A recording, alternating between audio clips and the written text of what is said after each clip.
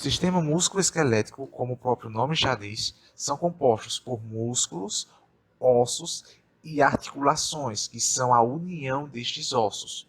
As principais funções desse sistema são proteger, sustentar, armazenar os íons de cálcio e potássio, permitir o deslocamento do corpo, no todo ou em parte, e de produzir certas células do sangue.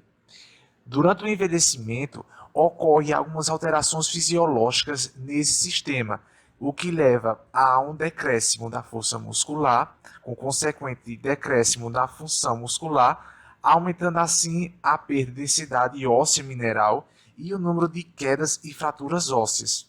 Ocorre também a atrofia muscular, perda de fibras musculares, alteração na porcentagem do tecido muscular contrátil e déficit na inervação muscular.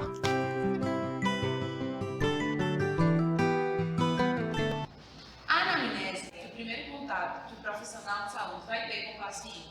É um momento onde, através de perguntas subjetivas, o profissional vai poder planificar mais os problemas que esse paciente está e poder, assim, fazer uma intervenção de uma maneira mais efetiva, podendo resolver os problemas com que esse paciente já chegou. A conduta que o profissional de saúde tem que ter com o paciente é uma conduta, a princípio, respeitosa, onde ele tem que respeitar a idade do paciente, principalmente seu nome, o qual o próprio paciente pode sugerir um apelido para ser chamado, mas aí vai partir de cada paciente. O profissional de saúde tem que ter uma postura respeitosa, sempre estar de frente para o paciente, nunca alterar a voz, sempre se manter calmo, e também não usar diminutivos, e os termos técnicos também têm que ser evitados, tendo assim uma linguagem mais fácil, com uma melhor compreensão desse paciente. Bom dia, como a senhora se chama? Dolores Maria da Silva. Dolores Maria da Silva. Tem quantos anos? 75. 75, sabe que você fala menino. A senhora estudou? Não, nunca estudei não. Nunca fui na escola. Certo. A senhora é solteira, casada ou viúva? Não, sou viúva, graças a Deus. Perdeu há quanto tempo o marido? Faz uns 30 anos aquele teste. A senhora trabalha onde? Não trabalho mais não, estou aposentada. E de que a senhora trabalhava? Eu trabalhava na roça, plantando feijão, plantando milho. Certo. Dona Dolores, o que é que trouxe a senhora aqui hoje? Minha filha, eu tenho muita dor, viu? Muita dor. E onde é que a senhora tem as dores? Eu tenho dor aqui no ombro, tenho dor nas costas, no meu joelho. É uma dor que não tem fim. E essa dor para você, ela é muito forte ou ela é leve no dia a dia? Quanto é que a senhora daria? De 0 a 10? Tem dia, viu? Depende do dia. Tem dia que não é muito forte, ainda dá para fazer minhas coisas, dá para me levantar, mas tem dia que eu não consigo sair nem da cama. Certo. A senhora é hipertensa, diabética ou tem alguma outra doença? Eu tenho hipertensão e sou diabética também. Certo. A senhora consome álcool? Não, nunca consumi não. Certo. A senhora fuma? Mas não, eu já fumei muito. Faz quanto tempo que a senhora parou? Faz 10 anos. A senhora tem alguma dificuldade na hora de comer? Precisa de ajuda ou consegue fazer tudo sozinha? Não, eu consigo fazer sozinha, me alimento direitinho. Só Certo. minha filha que prepara, porque ela não deixa eu preparar, mas eu como sozinha. Certo. E na hora de tomar banho, a senhora precisa da ajuda de alguém ou também consegue fazer sozinha? Geralmente a minha filha Aninha que me acompanha, viu? Porque Certo. ela tem medo que eu caia no banheiro, aí ela fica lá comigo. Certo. E na hora de se vestir, a senhora também precisa da ajuda de Aninha ou não? Preciso. Aninha que me ajuda, é a filha mais nova, me ajuda mesmo, porque eu tenho muita dor, às vezes eu não consigo nem levantar o braço, que dói, sobe até aqui, que dói, não consigo não. Certo. E para caminhar, a senhora tem alguma dificuldade? Tenho, às vezes eu fico meio tonta, mas eu ainda caminho devagarzinho, porque eu tenho uma bengalinha, aí me ajuda. Certo, é muito importante o uso da bengala. E para subir e descer a escada, a senhora sente alguma dificuldade, falta de ar ou dor na hora de subir as escadas ou Eu descer? sinto muita dor no meu joelho, nas minhas costas, porque é muito esforço que tem que fazer, me canso logo. Certo. Com quem a senhora vive? A senhora vive sozinha ou com mais alguém? Com mais algum Não, familiar? eu vivo com minhas duas filhas, Aninha e Mariazinha, e tem 4 netos também. Certo. E como se chamam os seus netos? Ah, tem Carlinho, tem João, tem Miguel e Tadeu. Mas Carlinho, meu Deus do céu, é uma festa. Esse dá trabalho, não dá Dá não? muito trabalho. E existe uma boa relação dentro da casa de vocês? Como é que é lá? Muito barulho, muita briga ou é tranquilo? Ah, os meninos de vez em quando ficam perreando, quer só brincar na rua, de jogar bola, não quer saber de estudar. Aí fica aquela arenga dentro de casa, mas a gente se dá bem. Aí minhas filhas, tem uma filha que gosta de mim, que cuida de mim, que é a Aninha, a outra geralmente vai trabalhar. E todas as outras trabalham? Ou só uma? Não, tem a Aninha que cuida de mim, Certo, e tem Mariazinha que sai para trabalhar. certo, Aí fica os netos lá para eu tomar conta. certo. E a senhora sabe quanto pesa? Eu acho que uns 60 quilos.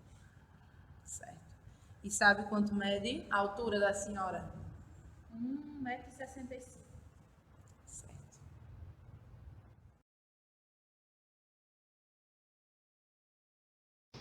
Durante o exame físico do sistema músculo-esquelético, verifique-se a partir dos métodos propedêuticos, com a inspeção, primeiro, o equilíbrio daquele paciente e, segundo, a mobilidade deste e pode poder perceber a hipotrofia.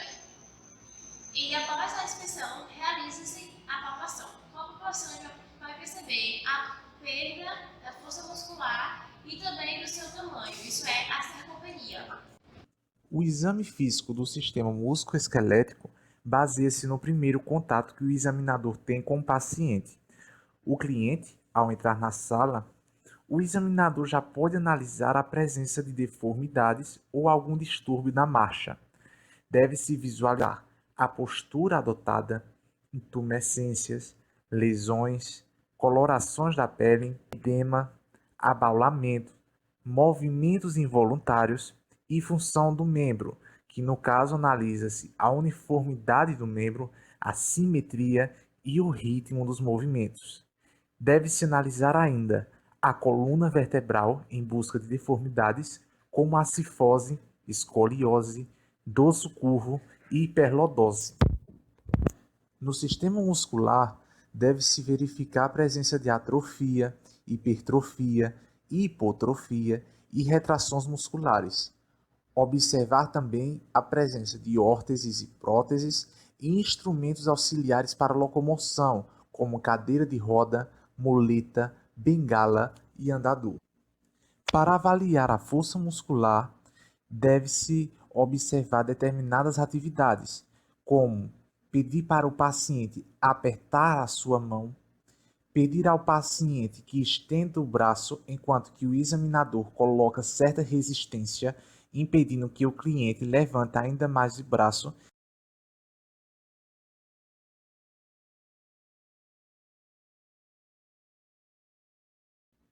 Deve-se verificar a sensibilidade da pele quanto à sensação térmica, tátil e dolorosa. Já a palpação deve ser realizada nas partes moles e ósseas para detectar alterações álgicas, crepitação, tônus muscular, perda da continuidade óssea, presença de cistos e tumores. Quanto ao grau de mobilidade, este varia de paciente para paciente. Assim, torna-se necessária uma avaliação em todos os segmentos do corpo, para verificar alguma limitação do paciente para a realização de certas atividades.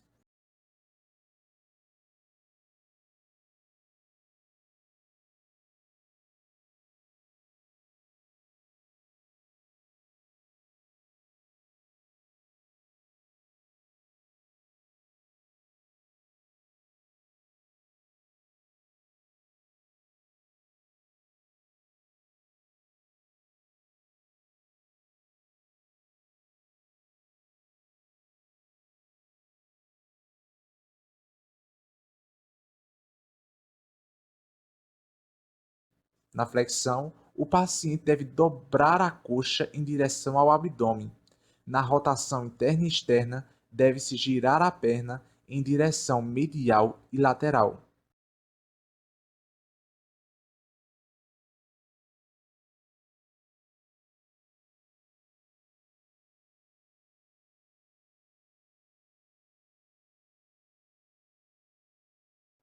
No joelho, deve-se analisar a extensão, esticando o joelho do paciente. A flexão, o paciente deve dobrar o joelho. Na rotação interna e externa, o paciente deve rodar o joelho em direção medial e lateral. Tornozelo e pé. Flexão plantar e movimentação dos dedos.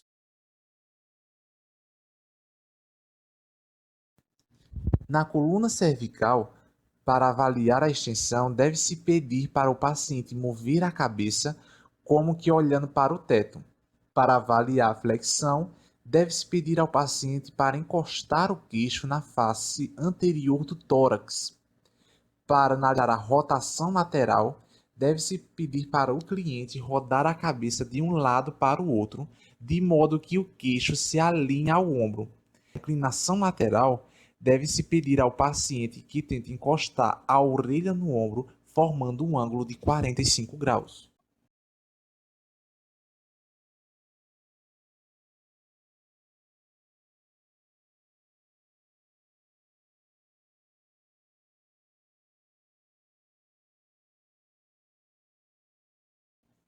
No ombro, deve-se verificar a rotação e abdução, que para isto deve pedir para o cliente tentar alcançar, por trás da cabeça, a borda superior da escápula contralateral.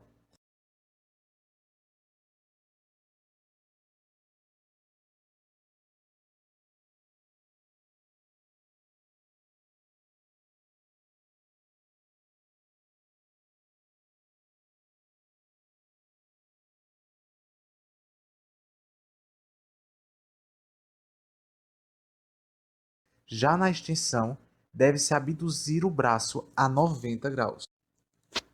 Para sinalizar o cotovelo, deve-se pedir ao paciente para flexionar o cotovelo, tentando tocar o ombro com a mão. Já na extensão, deve-se estender o braço até os limites dados pela fossa olicraniana. Na supinação, o paciente com a palma da mão baixa deve tentar voltá-la para cima. Na pronação, o paciente com a palma da mão voltada para cima deve voltá-la em direção ao solo. No punho, deve-se analisar a flexão e extensão, que para isso o paciente deve estender e flexionar o punho, e para verticalizar desvio ulnar e radial do punho, deve-se mover o punho de um lado para o outro. Na flexão e extensão, abdução e adução digital e oponência digital, pede-se ao paciente que estenda a mão, aproxime e afaste os dedos uns dos outros.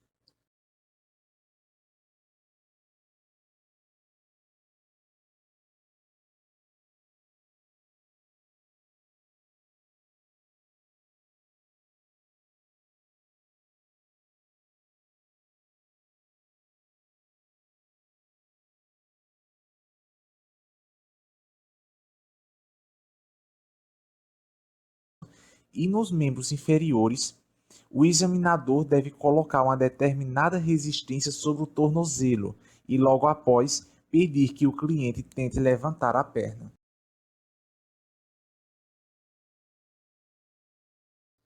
No quadril, deve-se analisar a abdução, que para isto o paciente deve afastar as pernas ao máximo.